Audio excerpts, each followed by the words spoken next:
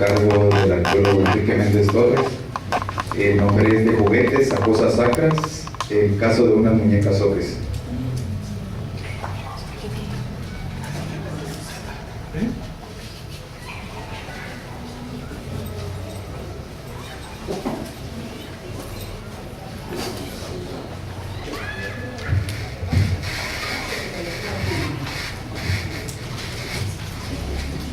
Muchas gracias, buenas tardes. Hay un ligero cambio en el título.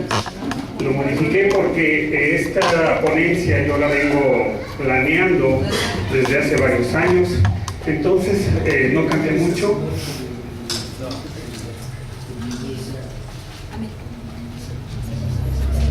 Y terminó llamándose De juguetes y cosas sacras, el caso de unas muñecas ocres. La primera, por favor.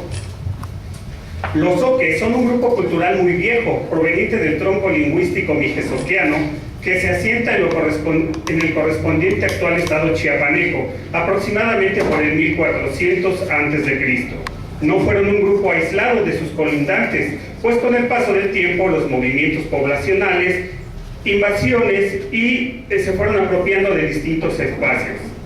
El intercambio cultural debió haber circulado en todos los sentidos, que aportó de sus vecinos tzotziles, celtales, chiapanecos, zapotecos, guaves o mames, es difícil de explicar. Sin embargo, al igual que ellos, fueron politeístas, tuvieron un urbanismo y manejaron los conocimientos arquitectónicos, astronómicos. Hubo intercambio comercial con otros pueblos a corta y larga distancia. Fueron productores de una cerámica característica de su cultura. Para el 900 después de Cristo, los oques ven parte de su territorio arrebatado por un grupo diferente culturalmente hablando, en costumbres, habla y fisonomía. Me refiero a los indios chiapas, que les quitan las tierras fértiles del Valle del Grijalva y reocupan el sitio de Chiapa de Corzo, que anteriormente fue su capital. Se apropian de los mejores objetos y saquean los espacios culturalmente desconocidos para estos nuevos habitantes. Es probable que también otros espacios geográficos hayan quedado divididos, cambiando de función social.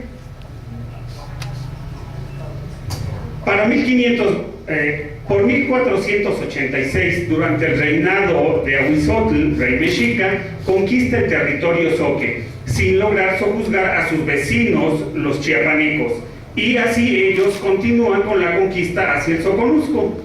Para 1523 ven la llegada de los españoles y comienza el mestizaje. Aquí vemos más o menos esta parte de la depresión central, por aquí viene el río Grijalva. Otrora todo esto era territorio zoque, vienen los tzotziles, les quitan unas secciones, posteriormente llegan los chiapanecas, se apropian de estos valles fértiles, que son depósitos aluviales, todo esto son serranías, la sección montañosa.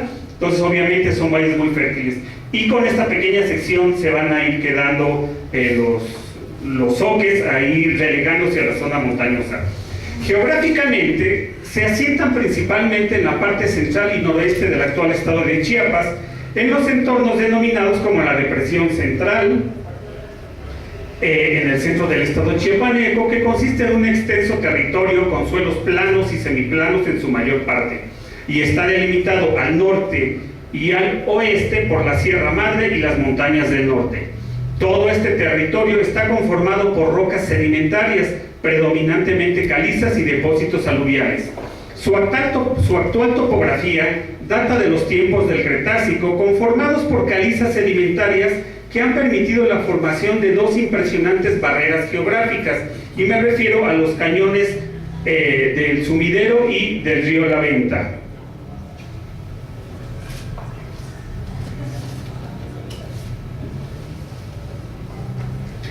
Más o menos por esta época del Cretácico también debieron de haberse comenzado a formar infinidad de cuevas tan características en este territorio, que van desde pequeños abrigos hasta extensos sistemas cavernarios, inclusive algunos de más de 16 kilómetros de largo, y algunos de ellos van a tener también una profundidad de más de 500 metros. Esto no es muy sencillo, pero bueno, se da. formadas algunas de ellas por ríos subterráneos. Indudablemente que la convergencia de 5 placas tectónicas y el hecho de que sus suelos emergieran 2 veces del lecho marino han provocado que las calizas se fracturaran, y de esta manera podemos entender mejor el por qué su orografía tan accidentada. Bueno, dentro de mi profesión, que es principalmente la arqueología, ha habido varias piezas que desde hace tiempo me han llamado la atención, y una de ellas son las figurillas elaboradas en barro de la época prehispánica. Desde que llegué a encontrar algunas de las llamadas tipo títere en una excavación realizada en Teotihuacán en 1996. Pero, ¿y estas figurillas qué? Creo que porque todo el mundo les ha adjudicado como figurillas de alguna divinidad, pero ¿por qué no pensar en que pudieron haber sido juguetes? Porque pues a final de cuentas, pues todos pasamos por esta etapa infantil.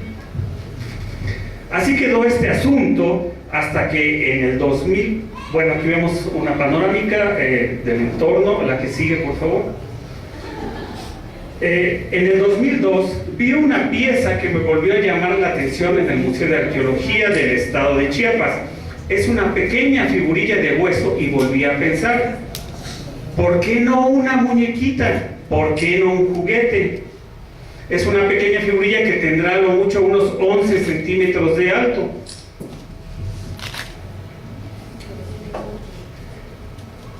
Y fue hasta 2 años después que, leyendo al autor Dorothy Cordray, que pude ver a través de unas imágenes que él presentaba documentando unos trabajos oques, que vi una imagen de una muñequita tallada en madera bastante similar a la que está aquí expuesta.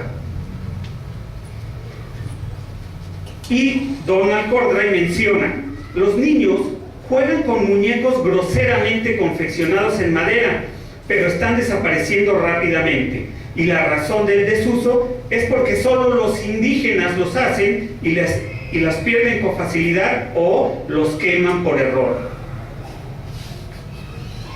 Como había mencionado, una de estas figurillas era bastante similar a este, y volví a pensar, bueno, si Cordray para los 70 se está mencionando que lo están utilizando los niños o las niñas en este caso como juguete, pues ¿por qué no caber la posibilidad de que esto también en algún momento hubiera podido haber servido como un juguete?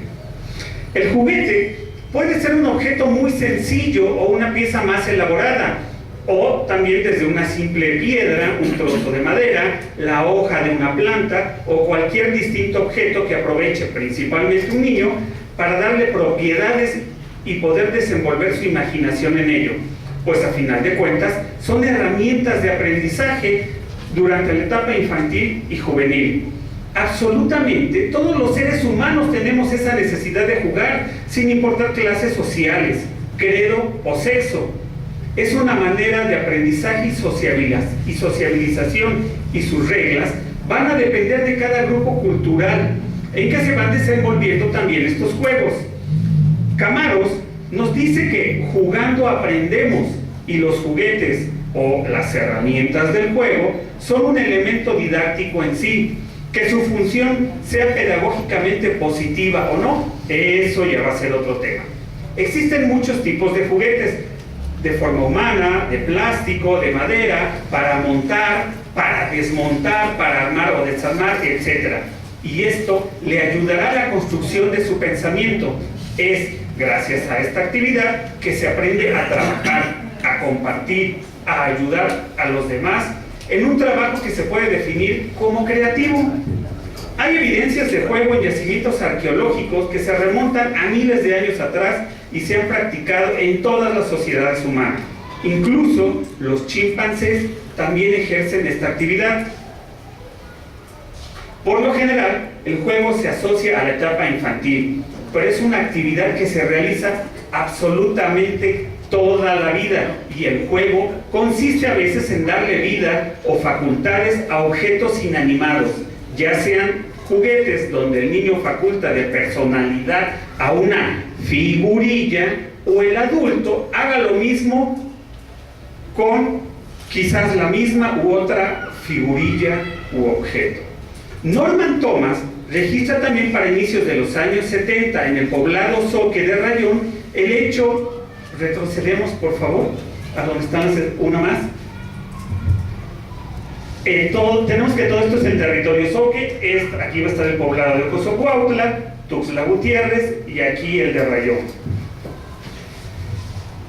Norman Thomas registra para inicios de los años 70, regresamos a donde estábamos por favor, en el poblado Zoque de Rayón, el hecho de que para hacer brujería los especialistas hacen un muñeco o muñeca, y aunque da su opinión al respecto, saltamos al tercer ejemplo, donde al ir pasando las imágenes regresaremos al relato para ilustrar la propuesta.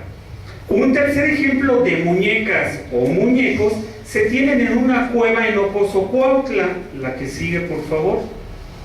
Esta cueva es realmente una cueva nueva, obviamente no se formó hace poco, pero cuando se construyó la nueva carretera que comunica actualmente Tuxtla Gutiérrez con Villahermosa o hacia Veracruz, al ir nivelando los espacios para formar la carretera, encontraron esta oquedad. Y pues bueno, no tenía ninguna entrada natural, se había formado dentro de la montaña, pero pues al ir nivelando, curiosamente quedó al nivel de la nueva autopista y quedó al ras y muy propiamente para otras actividades. Este tercer ejemplo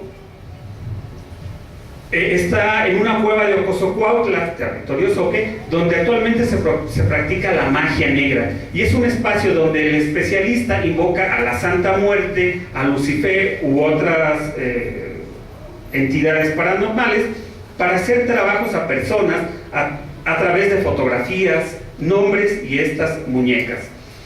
Algunas compradas ya elaboradas en parafinas, pero también hay otras hechas con trozos de tela. Entonces yo vengo estudiando esta cueva desde el 2005 hasta el 2011, que ya dejé de ir yo a Chiapas. Cada vez que yo pasaba, hacía una parada y visitaba esta cavidad. Y ahora que veníamos en camino, pues volví a visitarla y hubo la situación de que les traigo unas interesantes fotografías. Entonces regresamos a lo que Norman Thomas describe. La magia simpatética, en la parte de hacer imagen, se realiza de dos maneras. Primero, una vela ablandada y atada con nudos producirá dolores en la espalda de un enemigo. Si primero se llama a su espíritu pronunciando su nombre y luego se le implanta en la vela. Segundo, un trozo de vestimenta sucia de la víctima puede utilizarse para hacer una muñeca. El sudor del pedazo de prenda de vestir contiene el espíritu de su dueño, que de esta manera viene a residir en la muñeca. Si se le clavan agujas o clavos, estos irritan su espíritu y dan por resultado dolores en su víctima. Si se entierra la muñeca, se fomentará la enfermedad de la persona a la que se le desea dañar. Resaltan que los nombres son importantes para atraer el espíritu y ligarlo con una imagen o ser vendido también al mal espíritu. Hay varias circunstancias en las que el alma de las personas se pueden perder. Durante el sueño, en algunas ocasiones, propicias u otra muy importante que va a ser por secuestro, cuando algún malvado se apodera directamente del alma, quitándosela al dueño, pero en su sueño. Y esto puede suceder cuando la persona pasa por la morada de algún espíritu de la naturaleza. Los brujos también pueden arrebatar las almas directamente de los dueños. Lo que estamos viendo aquí en estas imágenes son algunos ejemplos que he venido registrando directamente en esta misma cueva, y como se habrán dado cuenta, las hay, o se van a dar cuenta, las hay de formas diversas. Ya hemos visto algunas que no son juntas, son una aparentemente que está ilustrando un aspecto femenino y otra muñeca femenina en parafina, pero el especialista las está uniendo y las está atando o uniendo con algunos listones de colores. Una tercera causa se da cuando el alma del individuo sale a voluntad a vagar, y eso es muy común sobre todo en los recién nacidos, porque a veces no saben regresar o simplemente quieren salir a pasear. Por lo general, algunos abandonados o robos también se pueden dar en los sueños. Los brujos pueden producir enfermedad pronunciando oraciones sobre la imagen de una muñeca que ellos mismos hacen en representación de la víctima. Aquí no se nota muy bien, pero el elemento oscuro es una muñequita y está sobre la gorra, aparentemente, quiero pensar, de un policía. La que sigue, por favor. Las oraciones pueden ser un tipo de invocación del mal espíritu para perseguir las almas de las personas a las que se les quiere afectar. Este hecho de hacer brujería o magia con una muñeca lo rescatan los Cordray también para los años 60, pues mencionan que escucharon de una muñeca de madera muy especial en el poblado de Ocosocuautla, la cual no pudieron ver porque los dueños, a pesar de que se les explicó, pensaron que posiblemente podría ser usada para una curación. Y también nos dicen que es muy común que los padres tallen las muñecas. Esta es una sección de la cavidad que no es muy profunda, pero esta es un muñeco o muñeca que yo sospecho que fue desbaratada por algún animal, quizás por una rata, que son las que he visto. La que sigue, por favor. Este hecho de hacer brujería o magia con las muñecas lo rescatan los Cordray, muy especial en el poblado de Ocosocuautla. Esta tradición era muy común entre los tzotziles de San José de los Llanos, en Chiapas, los guaves de San Mateo del Mar, los zapotecos de Yalala, los mijes de la Sierra Juárez, estos grupos pobladores del vecino estado de Oaxaca. En Juchitán y Tehuantepec, también en Oaxaca, se hacen muñecos de barro que se entregan en Año Nuevo a los niños, y a estos muñecos se les conoce con el nombre de Tanguyú. De hecho, también hay una canción que habla sobre Tanguyú del barrio de Vishana. Aquí tenemos la misma muñequita, tiempo después, ya un poquito maltratada por el intemperismo y quizás por el animal. La que sigue. Y este tercer ejemplo lo tenemos en esta cueva de Ocosocuautla, donde... ¿Qué pasó aquí? No, bueno, sí. Se hace práctica de magia negra y es un espacio donde el especialista invoca a la Santa Muerte o Lucifer para hacer trabajos a personas a través de fotos. Analizando el aspecto, la que sigue, por favor. Bueno, aquí tenemos también la imagen de otro muñeco o muñeca. Tiene una fotografía, está atado con hilo de color rojo, su veladora y una bolsita aproximadamente de 1 kilo de sal. La que sigue, por favor. Aquí tenemos, a mí en lo personal, una hermosa muñequita que aquí en silencio no me dejó sacar mi mujer. A mí se me hace muy bonita, obviamente la cabeza, manos, el torso y las piernas, pero también están estos listones también de colores, obviamente aprovechándose para darle forma al muñeco. ¿La que sigue? Oh, ahí nos quedamos. Bueno, no. Venía de viaje con otros alumnos y esta fotografía es de hace apenas unos días. Esto es... No tiene, yo no le veo forma de persona, más bien me parece que es de un animalito, aunque aquí se distinguen unas extremidades, a saber si son brazos o las patas, la cabeza. Ya no pude ver bien aquí, no estaba de esta forma. Yo me tomé el atrevimiento nada más de voltearla para ver qué es lo que ve del otro lado, porque aparentemente lo que yo estaba viendo era la espalda. Y lo bonito que yo me encontré es que aquí hay un mechón de cabellos aparentemente humano, y aquí obviamente también tienen los listones. Por aquí cerca hay una figurita de la Santa Muerte. La que sigue, por favor. Y esto creo que es una belleza. Como yo ya había tenido prohibido sacar cosas de aquí, ahí se quedó nada más. Este no lo volteé para ver que había la espalda, porque indudablemente aquí yo ya tengo la evidencia de que pues es una muñequita y está haciendo alusión a una persona humana. Esta cueva yo he hecho un poco de servicio social, y como pues, han tirado ahí He tirado, ha habido ahí algunas veladoras, pues yo he hecho un poco de limpieza. Analizando la que sigue, por favor. Analizando el aspecto, bueno, ¿qué es lo que ve un arqueólogo? A final de cuentas, con lo que nos vamos a encontrar en el material, sobre todo, dependiendo del contexto, esto nos va a indicar qué es lo que vamos a encontrar. Pues a final de cuentas, el arqueólogo describe, es una figurilla antropomorfa, femenina o masculina, con tocado, sin tocado, con qué tipo de vestimenta, sin vestimenta, si va adornado o no, etc. Lo que tenemos aquí es una reproducción actual de una figurilla teotihuacana conocidas como las tipo títere. Lo que tenemos en medio es un molde hecho en cerámica para las muñecas de cartón. No pertenece a lo mismo, pero este es de los 70s y esta es una muñequita probablemente también de los 80s. La que sigue, por favor. Las figuritas, las femeninas, vamos pasando hasta encontrar unos olotitos de maíz. ¿Qué es lo que vamos a ir encontrando? Obviamente que la mayoría de las actuales muñecas socialmente les vamos a denotar una actividad o una situación o dotes que nosotros estamos asociados con determinados elementos y podemos ahí decir, pues bueno, esta muñequita o esta figurita pues es una mujer, este es un hombre, es un charro, y conocemos determinados atributos. Regresamos al anterior, por favor. Y aquí tenemos una pequeña variedad y pues podemos, a través de algunos determinados atributos, otorgarles cierta personalidad a estas muñecas o figurillas. La que sigue, por favor. La que sigue, antes de que me pasen la tarjeta. Y ahí, bueno, ¿qué es lo que tenemos aquí?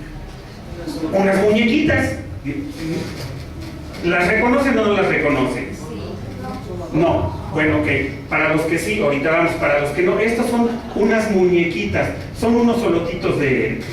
Son los hijitos de la mazorca que no se llega a desarrollar y no exceden de los 15 centímetros de altura. Las niñas aluden a que estos son unas muñequitas y que son obviamente güeritas y a veces las asocian con algo del sol.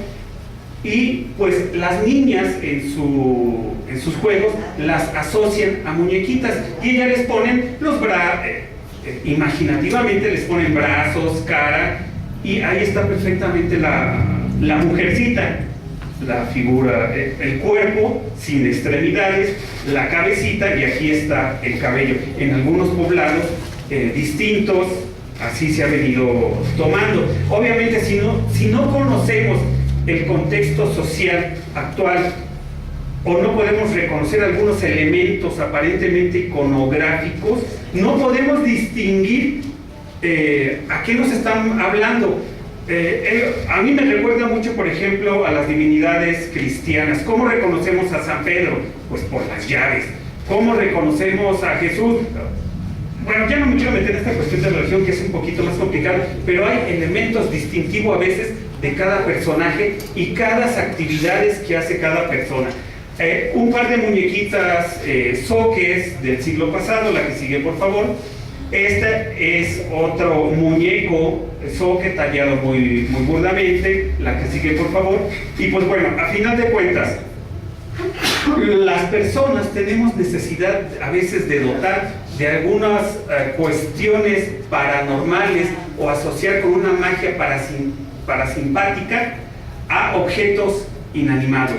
Y pues bueno, a mí me ha llamado la atención. Nada más para terminar, esta es una muñequita que se encuentra en el Archivo General de la Nación y podría no decirnos nada, pero se encuentra en un legajo y pertenece al siglo XVIII y está asociada a brujería, y el autor que hizo esta brujería se trata de un sacerdote que estaba enamorado de una muchacha, la cual estaba cortejando, y aquí está representada una muchacha oaxaqueña.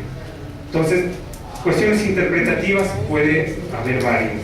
El problema de los arqueólogos es saber contextualizar y conocer ciertos aspectos actuales. Si no podemos hacer eso ahorita, identificar aspectos arqueológicos nos va a costar muchísimo más trabajo. Muchas gracias.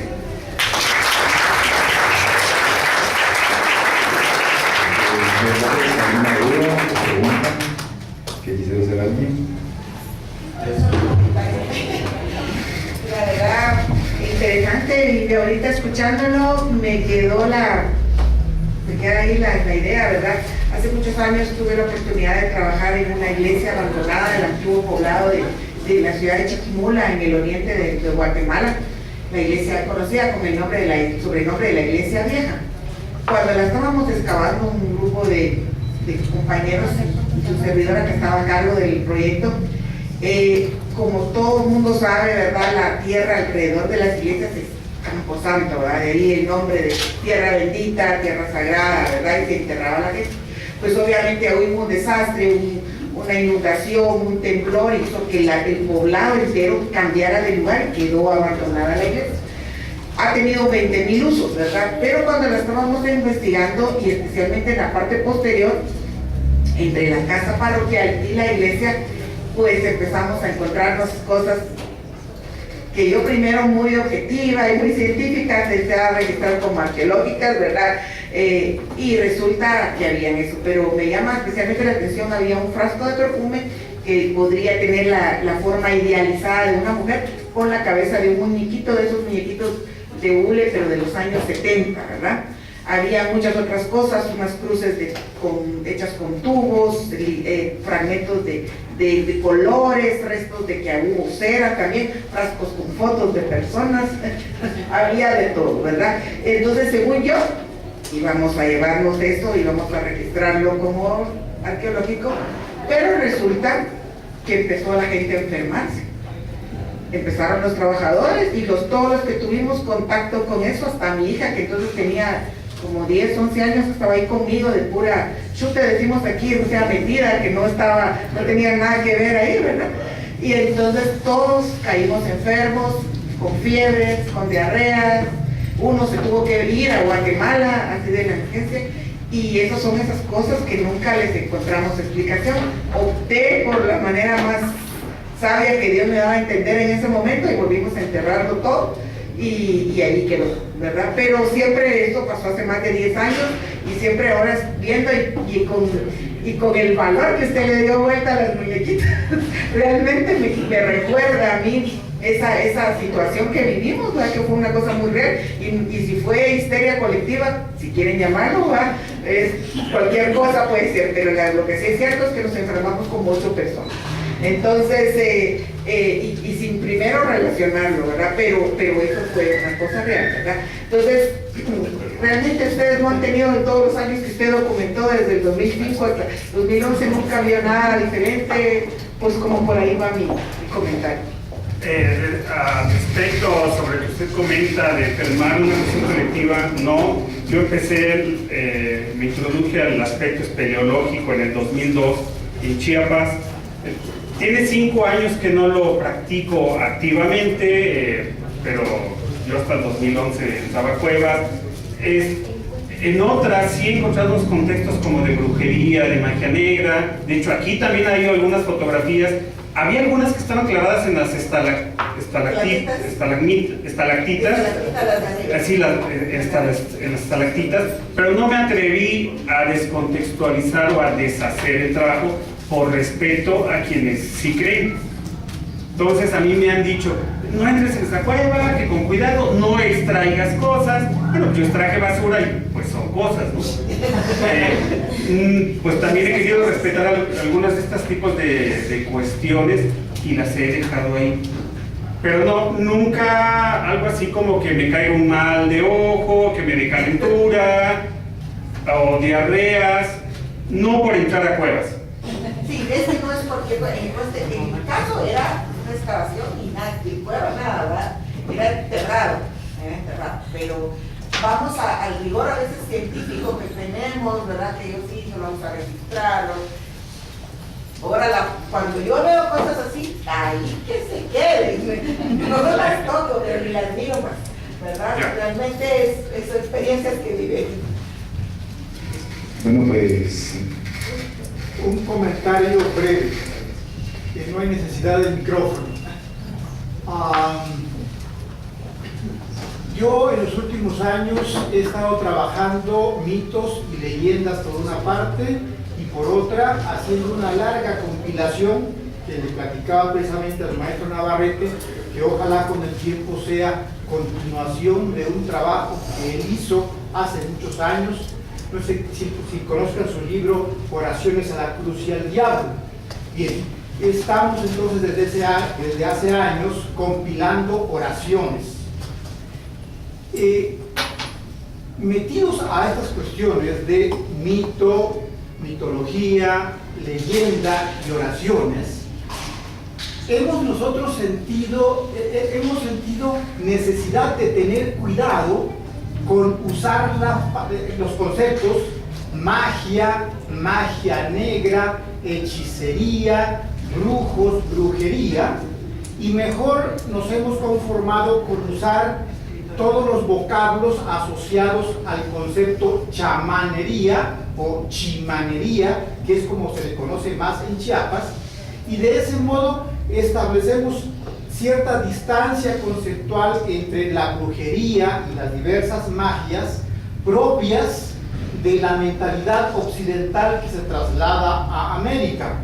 Y nosotros mejor preferimos conservar estos conceptos con los que se identifican de mejor modo cuando uno entrevista, de modo complicado a veces, pero conseguimos algunas entrevistas con curanderos y chimanes. Ellos no aceptan de ningún modo, en el caso de Chiapas, palabras como las que tú has señalado: brujería, magia, magia negra, etc.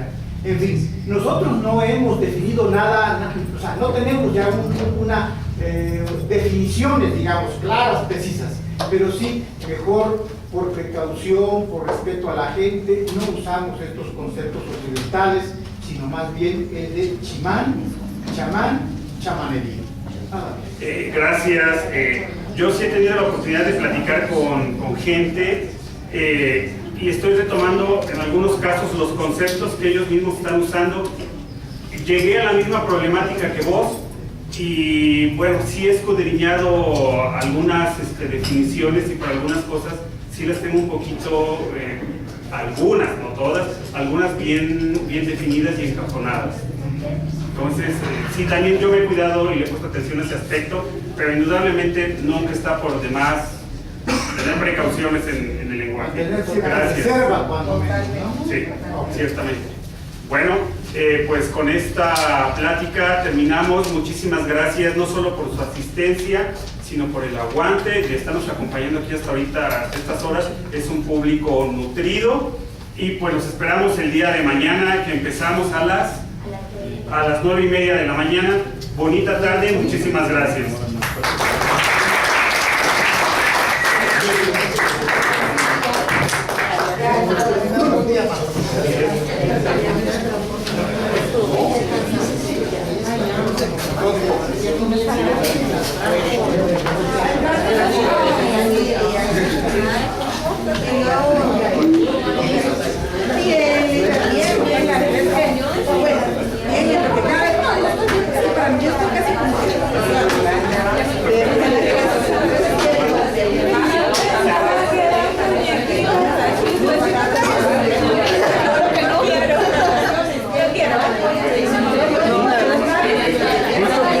En un principio yo tenía nada más la intención